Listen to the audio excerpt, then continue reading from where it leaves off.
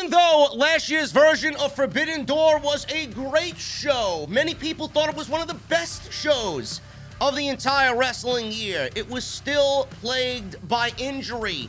Tony Khan had to switch up creative plans because Kenny Omega missed last year's show, as did CM Punk and Bryan Danielson. That is not the story this year. Forbidden Door is being looked at as a blow-away show. Tony Khan has all hands on deck. He has no injuries to worry about.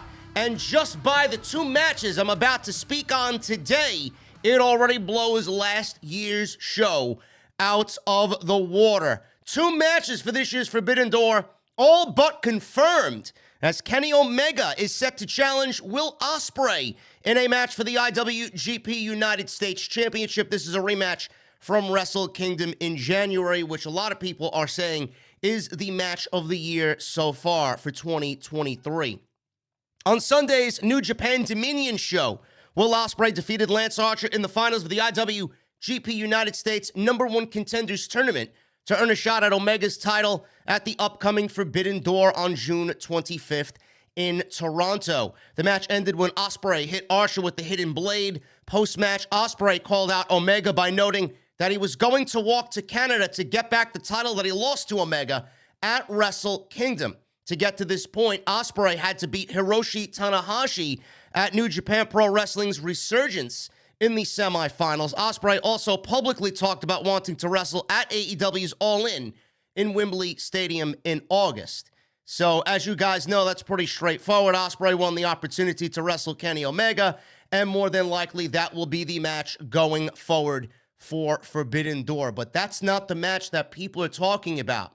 That is not the match that is getting people, my God, excited is an understatement. Bryan Danielson has issued a challenge to Kazuchika Okada for New Japan Forbidden Door in what I thought was a tremendous promo by Bryan Danielson, basically saying that when you step into the ring with Bryan Danielson, it's as if you are wrestling in the fucking desert. They call you the Rainmaker. There won't be any rain at Forbidden Door. I'm fucking stoked. I am absolutely over the moon for this. A dream match upcoming for Forbidden Door. You know Tony Khan is salivating, ready to get this match in front of fans in Toronto.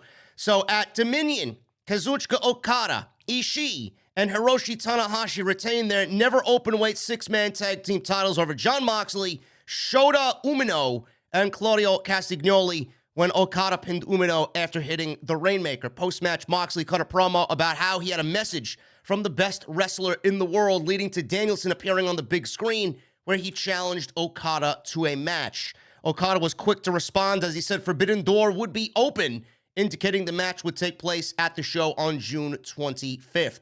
Danielson was supposed to wrestle Zack Sabre Jr. at last year's show, but was sidelined with an injury, leading to Claudio wrestling him, which obviously marked his AEW debut as well, and then he soon joined the Blackpool Combat Club.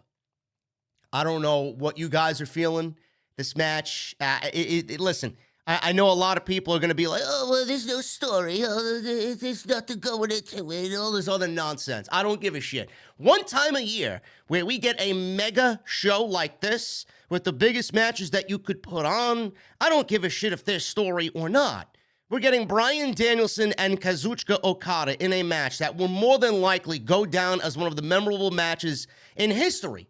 It may be match of the year. You got two potential match of the year classics happening at this show already, and they're not even fucking announced yet officially. And they still have a whole card still yet to announce. I don't know who is not excited about this, but if you're not, you are not a fan of professional wrestling, man. Forbidden Door is shaping up to be an absolute fucking banger of a show and a wrestling fan's wet dream. I can't fucking wait. Just by the thought of this match alone, I can't fucking wait to see what happens with these two matches. Forbidden Door is shaping up to be an unbelievable night for wrestling fans, and with those two matches, it is going to be very difficult to already top this show, as it's looking to be the best show of the entire year. Speaking of best show of the entire year, SummerSlam will not be, because we are looking at Cody Rhodes and Brock Lesnar Part 3 for SummerSlam 2023. Now, I knew you guys were worried about getting this match at SummerSlam for a third time. I was worried about this match leading to SummerSlam, and Cody not wrestling Roman Reigns at SummerSlam, in my honest opinion, is a mistake. I feel like it needs to wrap up at SummerSlam, but we're getting Brock Lesnar and Cody Rhodes number 3 for SummerSlam in Detroit. Now, while speaking with the Observer Radio, Dave Meltzer noted that WWE is planning to have the third match between them happen on August 5th in Detroit at SummerSlam. He says, I got some big news. Brock Lesnar and Cody Rhodes is SummerSlam. SummerSlam, Ford Field. The match, number 3. I presume Rhodes is going to win. He should win, end quote. Now, coming out of WrestleMania, if you guys need a refresher, which barely, there really isn't any story, barely. There is no story. WWE is trying to make sense of it and tell you that there's a story, but there's no story. But Rhodes basically has been feuding with Lesnar coming out of WrestleMania, and they've shared the ring twice now. Once at Backlash, once at Night of Champions, and Cody Rhodes and Brock Lesnar now stand 1-1 each, with this third match at SummerSlam being the third and deciding match. Rhodes scored a win before losing to Lesnar at Night of Champions, where Rhodes passed out in a Kimura lock in one of the most illogical booking decisions that I've ever seen in WWE history. By the way, he wrestled the dark match with The Miz after Friday Night SmackDown was over, and he still wore the cast, and he acted as if there was no broken arm at all. This is all a joke. This is just completely illogical. It's nonsensical. There's no story here. Rhodes and Reigns is the match for WrestleMania, or for SummerSlam, not WrestleMania. That's where it needs to go. I don't know what they're doing. I don't know what they're thinking that Cody Rhodes and Roman Reigns is going to be fine for WrestleMania. By the time we get to WrestleMania, Cody will be as low as he can be as far as feeling from the audience. There will be no investment there because this Lesnar feud has basically derailed, and I mean that. This Lesnar feud has derailed Cody to a point where I hope Lesnar fucking wins, and I hope Roman Reigns retains the fucking title and never loses the title, and Cody's not the guy. That's just the way I'm feeling because of this feud that Vince McMahon put together. This is all Vince's idea. Now we're getting a third match. There's no story. There's no explanation. The broken arm is absolutely fucking ridiculous.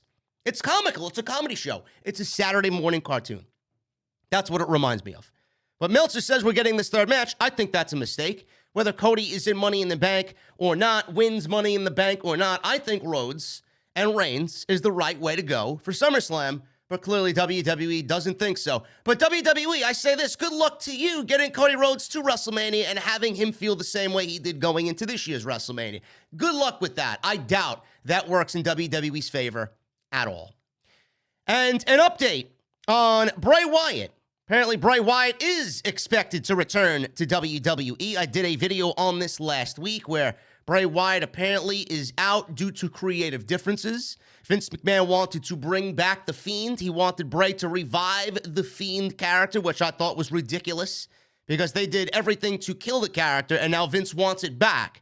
I don't really understand that at all. But Bray is expected to return to WWE, and a new rumor has come up in recent days from a Twitter account that claims that creative came to terms with Wyatt about a new storyline and that he has agreed to make it work despite not being fully satisfied. That rumor was debunked by the insider on Twitter, BWE, better known as Better Wrestling Experience on Twitter.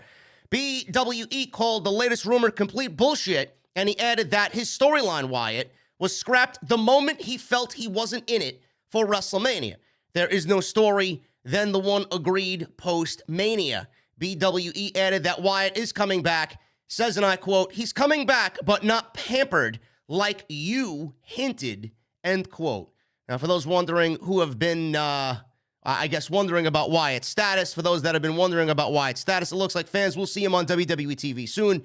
Wyatt last appeared on TV at the Royal Rumble, where he beat LA Knight in a pitch black match. He went on to wrestle some live events and some dark matches and hasn't wrestled since February 26th, a live event for WWE. I don't care. I don't care. He comes back, great. He doesn't come back, great. Honestly, at this point, WWE should just cut their fucking losses.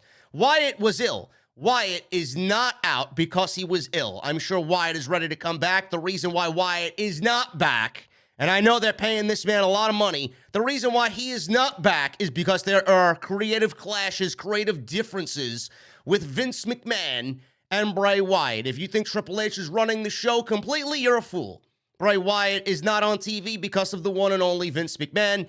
Bray Wyatt was brought back by Triple H so that he could rectify all the wrongs that Vince did wrong back during his administration, and that got off to a great start. Everybody was into Bray Wyatt. The viral campaigns, the QR codes, everything about the characters and the way he was presented was great. And then it fell off a fucking cliff. And when it started to fall off a cliff, and when it started to feel illogical and there was no direction, you know who got involved and ruined everything for Bray Wyatt. That is just the fact of the situation. He comes back, great. He doesn't come back, I'm not going to miss him, and I'm not going to bat a fucking eyelash if Bray Wyatt's not on TV. I genuinely don't even fucking care. I don't, and neither should you. Guys, that's all I got for you today. I will be back with more news and rumors on Tuesday. Tonight, I will be live for Monday Night Raw after Monday Night Raw is over right here on Off the Script with the Monday Night Raw post show. Follow me on social media at JD from NY206. That's Twitter, Instagram, TikTok, and Cameo. Please hit that subscribe button down below. We just hit 146,000 subscribers on YouTube. I appreciate you guys very much for all of the love and support. Hit that subscribe button. Turn on the bell for notifications. Go check out all the other videos on the channel and hit that thumbs up. Let's try for 1,000 likes minimum today on Off the Script. Guys, I'll see you tonight live after Raw on OTS.